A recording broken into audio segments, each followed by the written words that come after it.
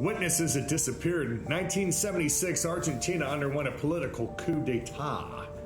For the next 7 years, the country was ruled by a right-wing military dictatorship. During that time, an estimated 30,000 people were the victims of forced disappearances and illegal arrest.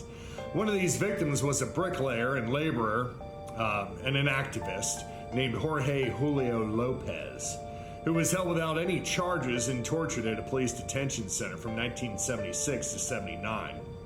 After democracy was restored to Argentina in 1983, amnesty laws prevented the prosecution of government officials for these crimes.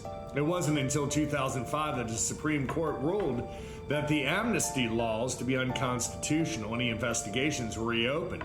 It wasn't long before Miguel Echecolaz, the Buenos Aires province police commissioner who oversaw the detention center, was charged with numerous crimes, including homicide.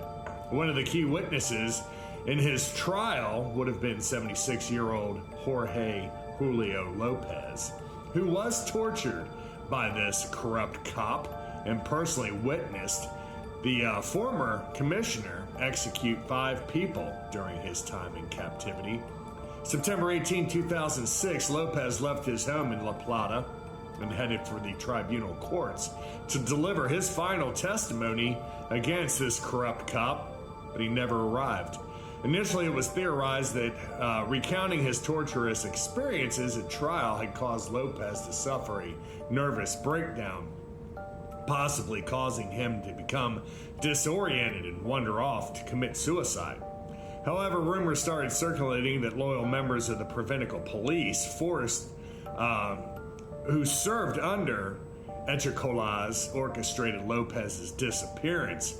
Nevertheless, even without Lopez's final testimony, Miguel Echecolaz still received a life sentence for his crimes. The government faced heavy criticism for the lack of witness protection.